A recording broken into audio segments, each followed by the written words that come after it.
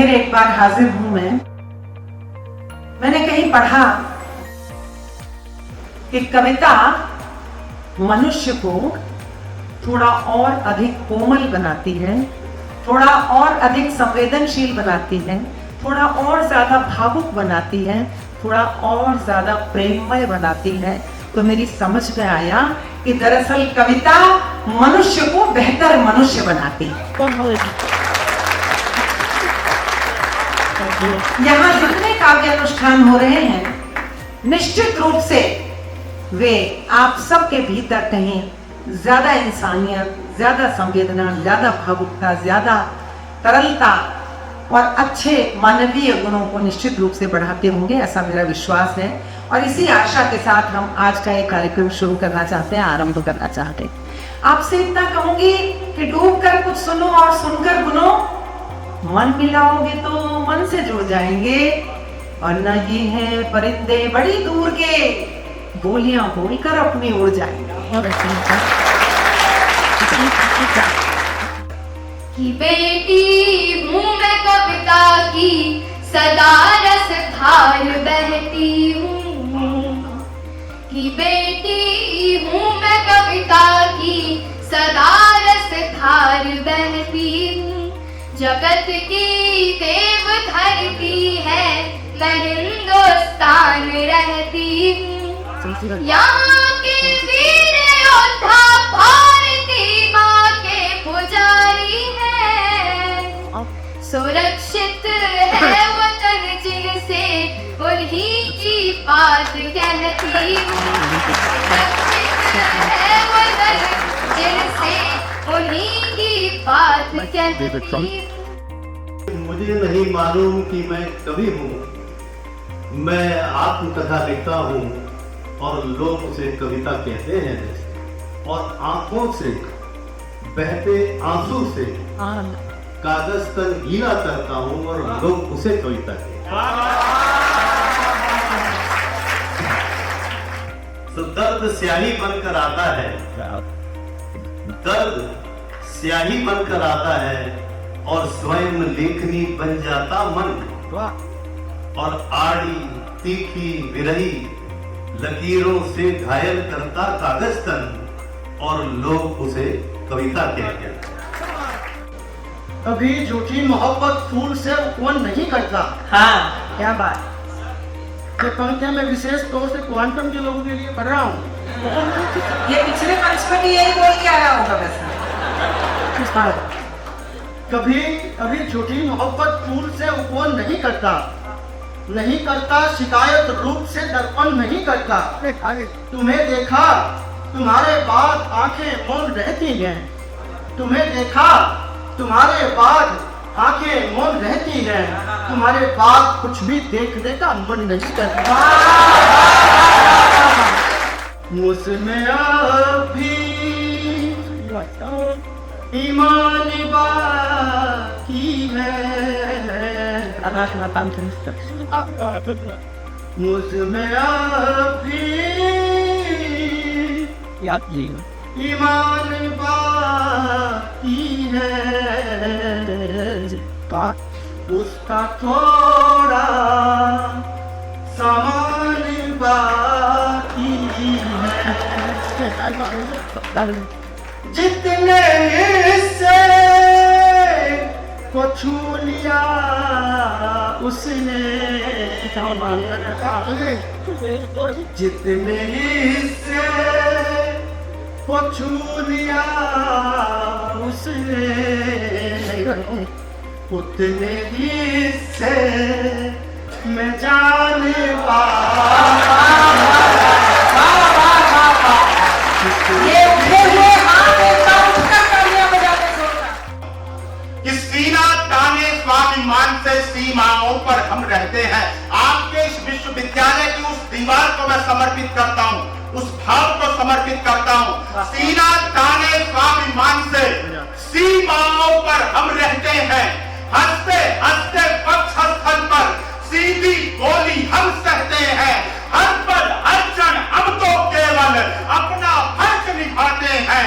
जब भी शीश वतन ने मांगा शीश दान कर आते हैं। जब भी शीश वतन ने मांगा सारी सुख सुविधा को त्यागा करते हैं, रात रात भर सीमाओं पर अपलक जागा करते हैं। इनके कारण ही उन्नत की सुदृढ़ होती डाली है। इनके लोहू की बूंदों से उपवन में हरियाली है। इनकी निष्ठा का दुनिया में तोल नहीं हो सकता है। इनकी कुर्बानी का कोई मोल नहीं हो सकता है। मैं इनके सम्मान में कविता लिखता और सुनाता हूँ। सैनिक के चरणों में सादर अपना शीश झुकाता हूँ। सैनिक के चरणों में सादर अपना शीश झुकाता हूँ। लोहू से लखपत घाटी में रोज तिरंगा चलता था। इस माइक का थोड़ा बेस बढ़ाकर आप छोड़ दीजिएगा। लोहू से लखपत घाटी में रोज तिरंगा चलता था। देश के अंदर देश तोड़ने वालों का दल बनता था। केसर की क्यारी क्यारी में आतंकी अंगारे थे। दिल्ली की छाती पर भारत मुर्दाबाद के नारे थे। कान खोलकर दुनिया वालों इस कवि का ऐलान सुनो। टुकड़े टुकड़े गैंग के लोगों तुम भी देकर ध्यान सुनो। भारत माता का हरगिज सम्मान नहीं खोने देंगे। अपने पूज्य तिरंगे का अपमान नहीं होने देंगे। तिरंगे का अपमान नहीं होने देंगे। दिल के गहरे सागर में यदि देश प्रेम का ज्वार नहीं, दिल के गहरे सागर में यदि देश प्रेम का ज्वार नहीं, जिनको मुल्क पड़ोसी भाता भारत माँ से प्यार नहीं, जिन लोगों ने वंदे मातरम गीत किया स्वीकार नहीं, जनगण मन अधिनायक जय हो जिनको अंगीकार नहीं, मैं दिनकर का वंशज हूँ, सीना ठोक के बोलूंगा, ऐसे लोगों को भारत में रहने का अधिकार नहीं। ऐसे लोगों को भारत में बहुत अच्छा है। हमारे देश के एक विशेष राज्य से विगत कुछ वर्ष पूर्व एक विशेष धारा थी। उस समय कुछ निकम्मों को पेट दर्द हुआ। लोगों ने हमारे देश की सत्ता से तो पूछा, हम कवियों तक से प्रश्न किया कि आप कश्मीर की बात तो करते हैं लेकिन पीओके के बारे में आपका क्या स्टैंड है। मुझे बहुत अच्छा लगा जब देश के गृह मंत्री ने देश की संसद में सीना ठोक कर उनको उत्तर दिया कि जब हम कश्मीर की बात भी करते हैं तो उसमें यह भी कश्मीर सम्मिलित होता है, उसमें पीओके भी सम्मिलित होता है। मैं इन्हीं भावों को अपनी कविता के माध्यम से आपके बीच रखता हूँ। कैसा है कश्मीर और क्यों हमारा है कश्मीर, मैं पंक्तियां निवेदित करता हूँ और आपकी तालियां आमंत्रित करता हूँ। कश्यप ऋषि के पुण्य चरण की धूल बसी जिस घाटी में, कश्यप ऋषि के पुण्य चरण की धूल बसी जिस घाटी में, केसर की खुशबू फैली है जिसकी पावन माटी में, जिस घाटी की सुंदरता की दुनिया भर में दस्तक है, वह घाटी जो भारत माता गौरवशाली मस्तक है, अपने सुरभित आंचल से जो अमृत नीर बहाती है, इस धरती का स्वर्ग यही है, यह कश्मीर कहाती है। भारत के कणकण से उठता केवल एक ही नारा है, यह कश्मीर हमारा है, वह भी कश्मीर हमारा है। यह कश्मीर हमारा है, वह भी कश्मीर हमारा है। भारत से कश्मीर जुदा करने के जिनके सपने थे, तो होता है दुश्मन की उस टोली में कुछ अपने थे। सत्ता लोलुप परिवारों ने लोभ में ऐसा दाम दिया, 70 वर्षों तक घाटी को केवल गहरा घाव दिया। कुछ लोगों ने संप्रदाय का सोया दानव जगा दिया, कश्मीरी घाटी से कश्मीरी पंडित ही भगा दिया। पाकिस्तान परस्तों ने ऐसा परिवर्तन काम किया, चौराहे पर मां बहनों की इज्जत को नीलाम किया।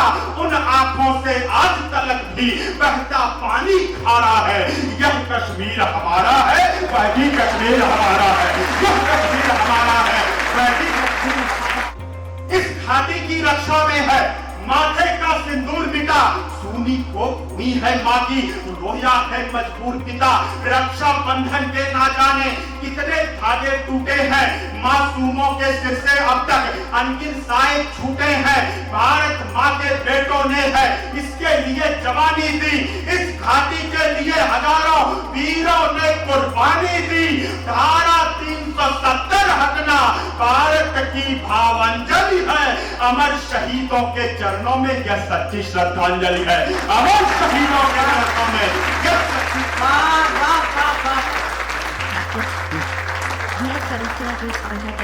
यह सच्ची श्रद्धांजलि है। हम इनका बलिदानी गौरव, हम हम इनका बलिदानी गौरव आगे और बढ़ाएंगे। कश्मीरी घाटी को फिर धरती का स्वर्ग बनाएंगे। भारत माँ के बेटों ने फिर दुश्मन को ललकारा है। यह कश्मीर हमारा है, वही कश्मीर हमारा है। यह कश्मीर हमारा बहुत आवाज। राजस्थान में गांव पड़ता है लकोई। लकोई पे वैसे तो मैं जाने कितने कुएं, लेकिन एक कुआं ऐसा भी है जिसमें जोके नाम लेने पे कुआं जवाब देता है।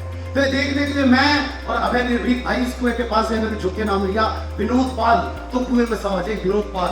अभय सिंह निर्भीक ने नाम लिया अभय सिंह निर्भीक, तो कुएं में सवाल है अभय सिंह निर्भीक। फिर हमने अजय गोयल सिंह का नाम लिया अजय गोयल सिंह, तो कुएं में से कोई तलाश किया। मुझे कहीं से रुके इतना बड़ा व्यक्ति नहीं होगा तो नाम आना चाहिए। तो बगल में एक बाबा जी, मैंने बाबा से पूछा बाबा कोई गलती होगी तो बताइए। हम दोनों ने अपना नाम लिया तो कुएं में से आवाज आई। जब मैंने आदरणीय अजय गोयल जी का नाम लिया तो कुएं में से आवाज क्यों नहीं आई? तो बाबा ने बोला बेटा दुनिया में विनोद पाल का जवाब हो सकता है, अभय सिंह निर्भीक का जवाब हो सकता है, अजय गोयल जी का कोई जवाब नहीं है।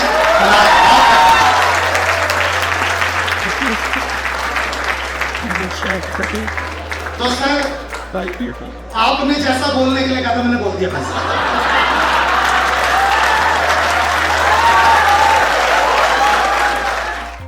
आपके लिए चंद कतरे लहू के लाया हूँ, मुरझा गया हूँ पर फूल खुशबू के लाया हूँ, और आप लोगों को तालियां बजानी ही होगी।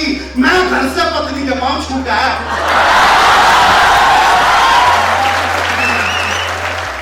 लड़का फेसबुक पे पोस्ट डाल दे, हेलो दोस्तों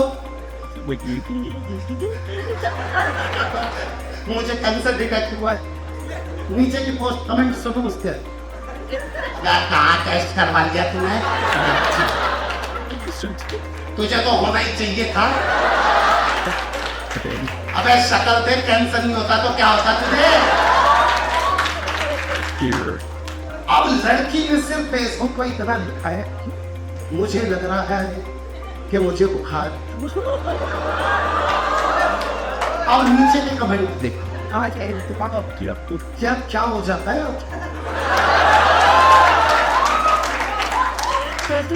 तुम तो इतनी प्यारी सी हो, मैं देखता हूँ इस बुखार को।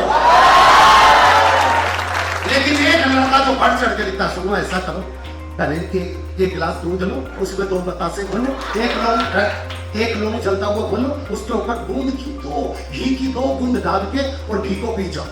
इस पूरे कमेंट को बाबा रामदेव ने लाइक किया।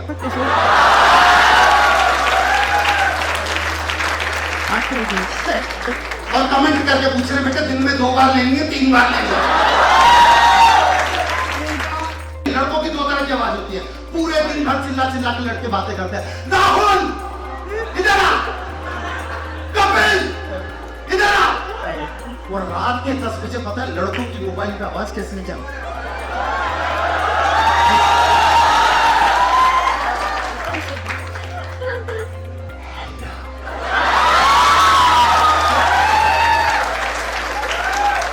लड़की को तो नहीं पता कि लड़का किस टेंपरेचर मोड पर बैठा। लड़की हाँ हेलो बोल, लड़का फिर क्या?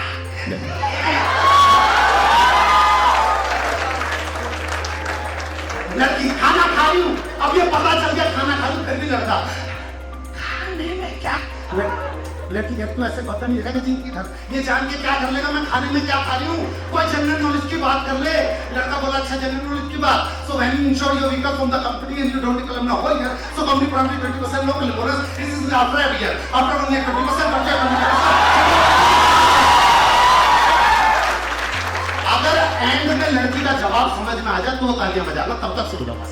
लड़की बोली तो ये क्या कर लेगा जान के मैं खाने में क्या खा रही हूँ? तो जनरल नॉलेज की बात करें। लड़का बोला अच्छा जनरल नॉलेज की बात, so when you ensure your income from the company and you don't declare the whole year, so company promptly 20% no claim bonus. It is in the after a year, after only 20%, after 25%, then only 50%. It will be remain 50%, then you don't declare. You can transfer the UNC to ultimate income, but before you have to celebrate negative liability policy. लड़की खिचड़ी खा लो, हम क्या चाहेंगे?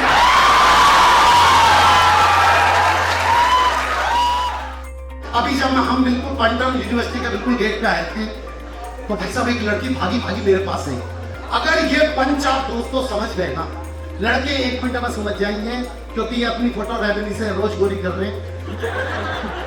इनको पता चल जाएगा कि लड़के गोरी कैसे दिखते हैं। चार बस ये एंड में ये व्यंग्य समझ लेना। मैं जैसे क्वांटम यूनिवर्सिटी के गेट से उतरा, एक लड़की भागी भागी आई, विनोद बस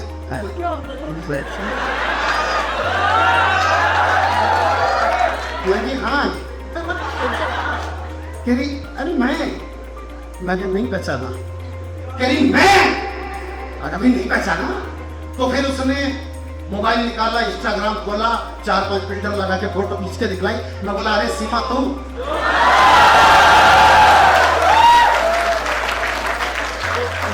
अभय सिंह निर्भीक वो व्यक्ति है भाई साहब इस वक्त कवि समाज में, जो रोज शाम को दो कवि सम्मेलन कर रहा है। रोज शाम को 2 कवि सम्मेलन, इसका खाना नहीं पचता बगैर चुस्के। और पहला कवि सम्मेलन खत्म होता है, जब से बोलता है भाई साहब यहाँ हो गया, दूसरा में जाओ, भाई साहब यहाँ हो गया, दूसरे में जाओ। इसे ये लाइन बोलने की आदत हो गई कि भाई साहब यहाँ का हो गया, दूसरे में जाओ, यहाँ का हो गया, दूसरे में जाओ। अब पत्नी करवा चौथ पे इसकी पूजा कर रही थी।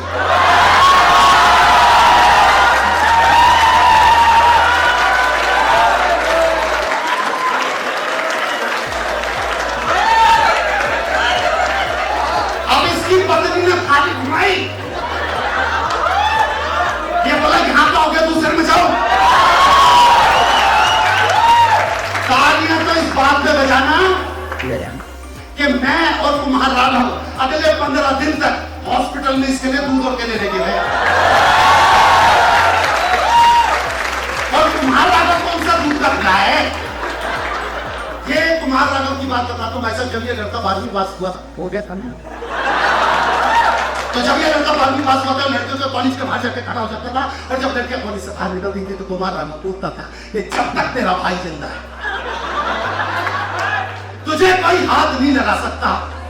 इसके इलाके बहादुरगढ़ में कोई लड़का किसी लड़की को छेड़ ले, कुमार राघव लड़के को बहुत मारता है और फिर लड़की से बोलता है कि जब तक तेरा भाई जिंदा है तुझे कोई हाथ नहीं लगा सकता। इसको भी ये लाइन बोलने की आदत हो गई कि जब तक तेरा भाई जिंदा है तुझे कोई हाथ नहीं लगा सकता, जब तक तेरा भाई जिंदा है तुझे कोई हाथ नहीं लगा सकता। घर वालों ने शादी करवा दी।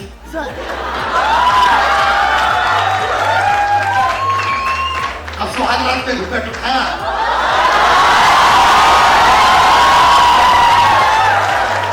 और आदत से मजबूर, जब तक तेरा भाई जिंदा है तुझे कोई हाथ नहीं लगा सकता। और तालियां तो इस बात को बजाना, शादी के 10 साल बाद भी अपनी इसी वचन पे कायम।